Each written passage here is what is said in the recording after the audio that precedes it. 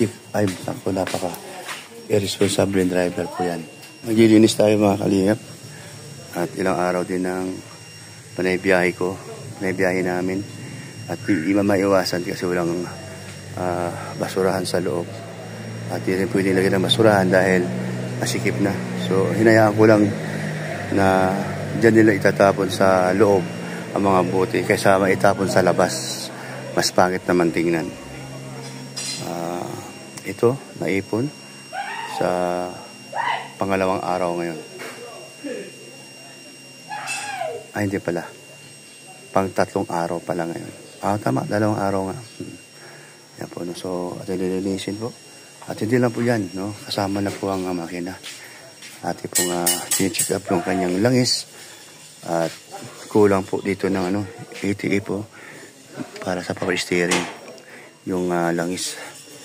At dadagyan po natin dito. Ayan, para po hindi siya maagad. At titignan po natin itong langis sa makina.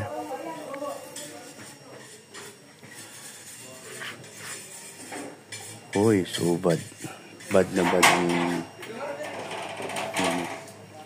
so, tingnan nyo mga kalingap. Sobra ang langis. No? Sobra ang langis. Hindi dapat sobra ang langis. Dapat malang. Ayan. O, yan na.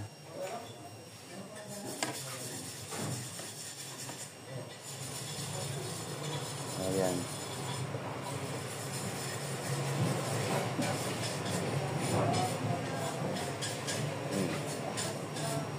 Nandito siya. Nandito siya, langis. Ayan, nandito ang langis. Pero yung eksakto na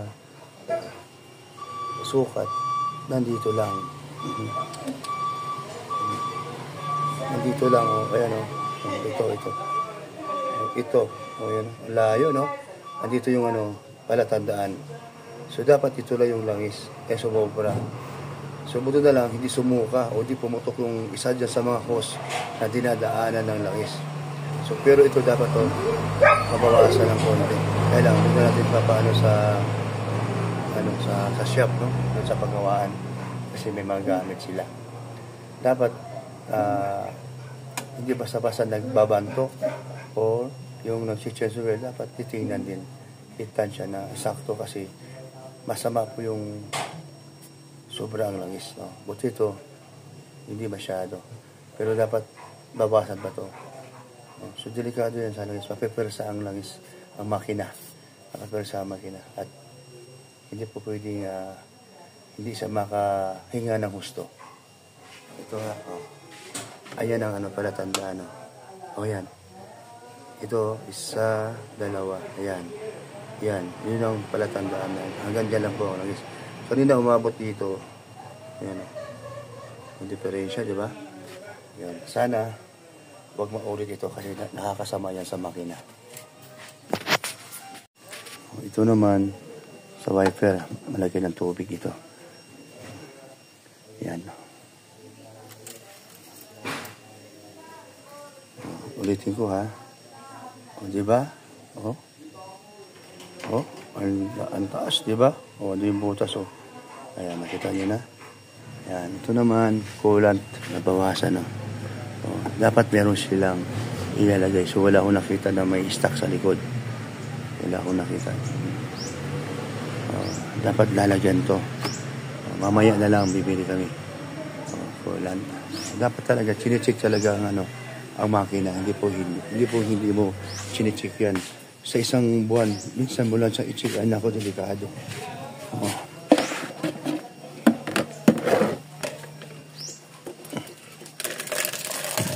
Nilagyan tubig. Kasi ang sasakyan, bago pa. At napabayaan mo siya. Lagi mo ginagamit, pero hindi mo siya madalas chinecheck. Ay, ako, napaka irresponsible driver ko yan. Ayan.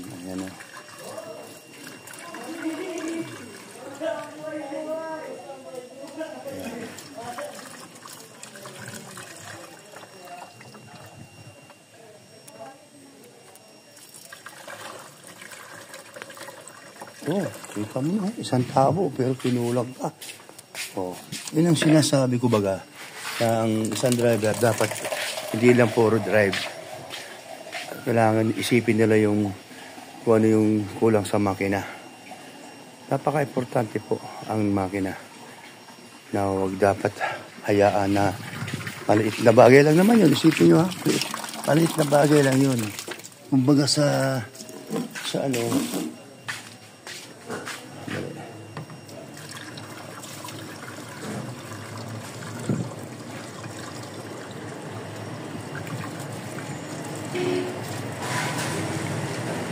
oh, dalawang tabo na, hindi pa napuno. So, ibig sabihin, talagang ano, gamit lang talaga sila. At huwag lang ulitin yun. Oo. Isipin mo, importante sa highway ito pagka ang salamin mo ay dumi-dumi. Tapos paggamit ka ng wiper para sa tubig. Walang mailabas na tubig kasi walang laman ang nalagyan ng tubig. Tatlong tabo.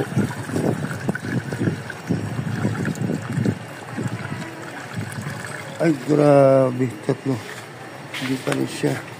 Napuno. Ay, grabe. Tatlong tabo na. Kita nyo naman, di ba? Oo. So, huwag di magkakamali na maglagay ng mga ano-ano dyan. Baka mamaya. Ito tubig. ATF. At ito langis, no? At ito kulan, no? Kailangan kabisado mo yung dapat mong gawin. Pag hindi pa nagkamali ka, nako, mahirap na. Ang mahal magpapagawa. Ako, so walang problema sa brake fluid. Ayos naman. Okay naman siya. Ito lang kulang at ito kulang. Kulan at ATF para sa power steering. Nangyari na kay ano yan, ito. Yung titinan ko ito mamaya kung nabawasan ba yung aking nilagay na ATF nung bago umalis sa dait. Ay, ano ko ni Miss Jose? Kay Kuya Bal. Mark! Susi! O, sa Fortuner. Okay. Medyo okay na.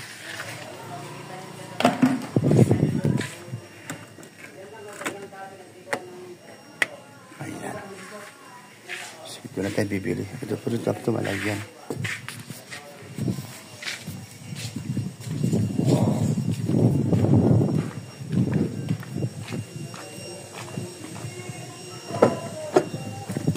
Ayan, no? Nakita yung dumi. Ang meron pang dala. Ano po, tapo na ito dahil madumi na. Pero okay lang po. Dahil yun talagang sinabi ko naman na wag nilang itapon sa labas. Hindi pa rin sa loob. Ako na bahala ang maglinis dito. Ayan. Wala pong baser ha. Dahil ako man ang sabi na dito na lang itapon sa loob. Kaysa ilabas pa. Ayan.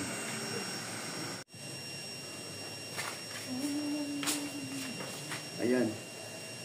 Saan tayo magkakaroon ng basura? Ayun.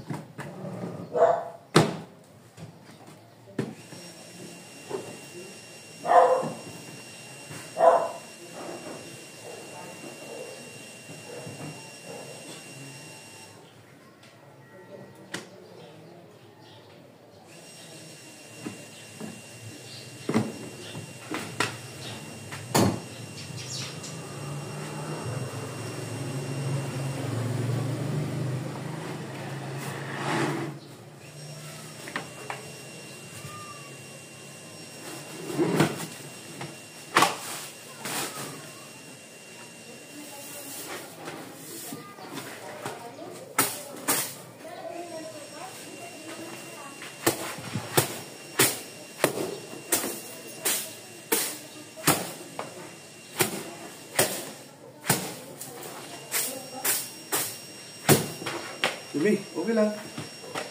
Para ano yung sa'yo.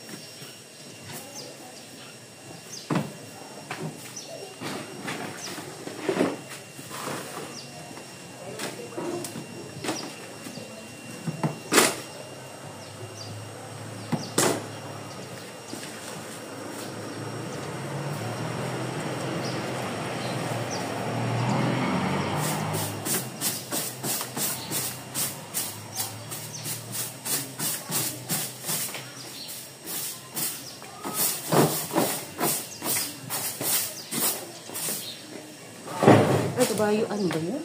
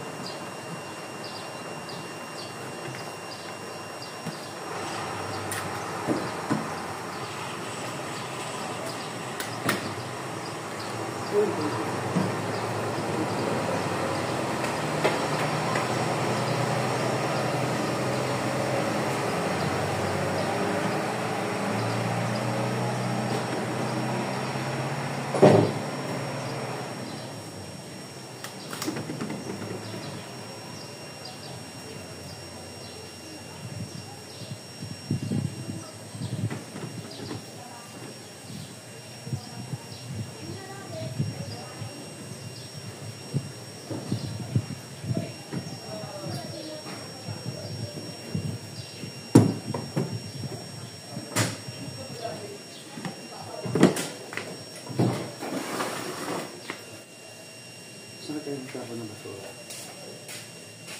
Ayun eh.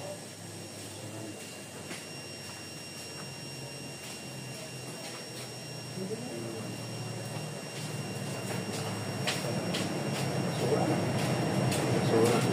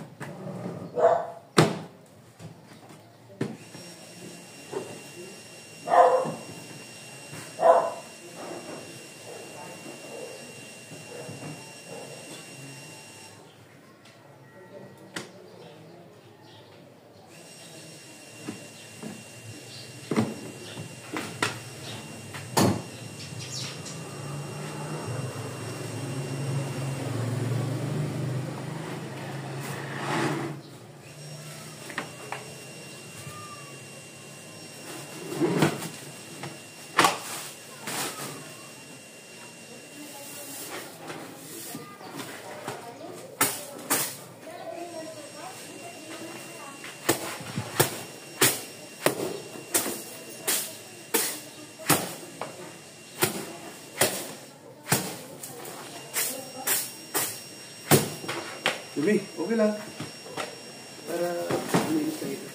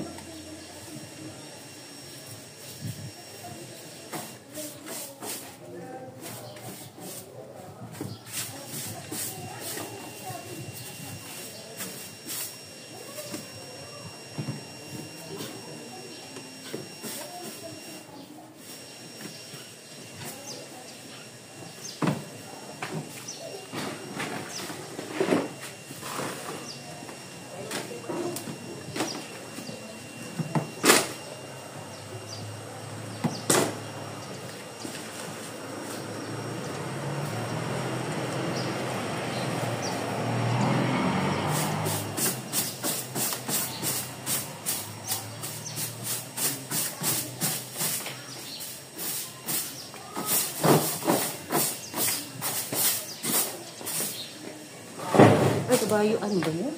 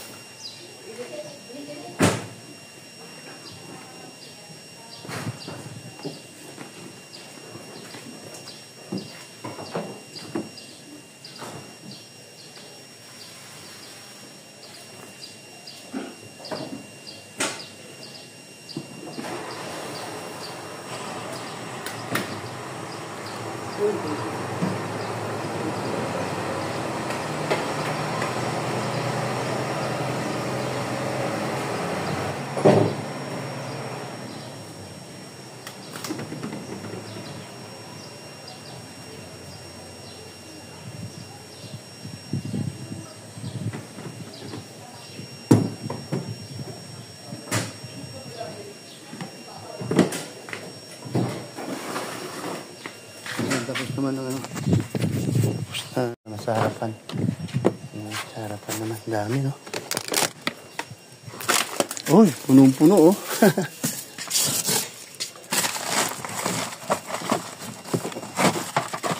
Okay. Dami, puno.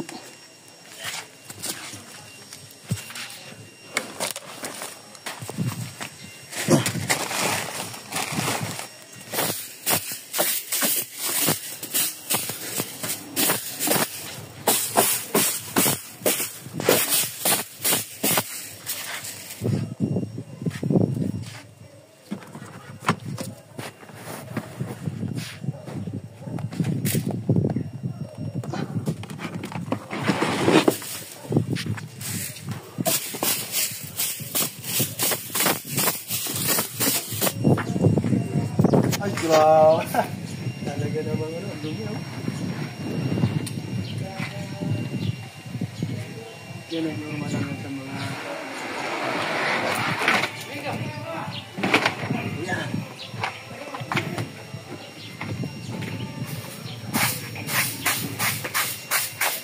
Walang vacuum, pero okay lang. Ano-mano.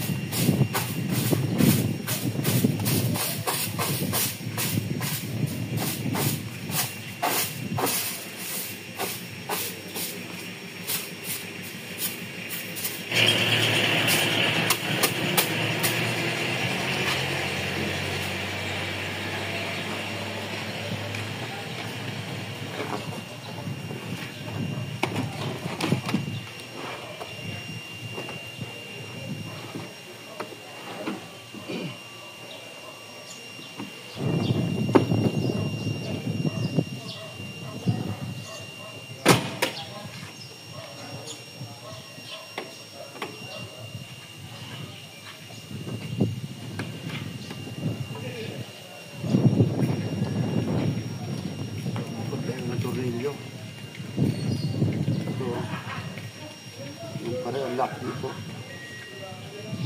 So, okay na po. Ayos na po. So, wala pong maging problema. Yung dumi na yan, huwag nyo pong baka mamaya yung mga sakay dyan, burara. Hindi po ha.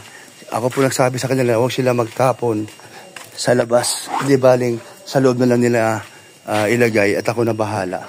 Tama po naman. Yun po ang sinabi ko sa kanila.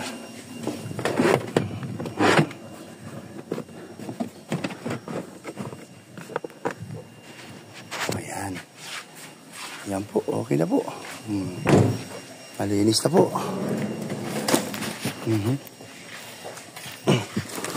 Ayan. Okay. Isang maraming Ayan. Ayan. So, daming basura, Madami-dami din, Ito, pera ito. Mga plastic ito.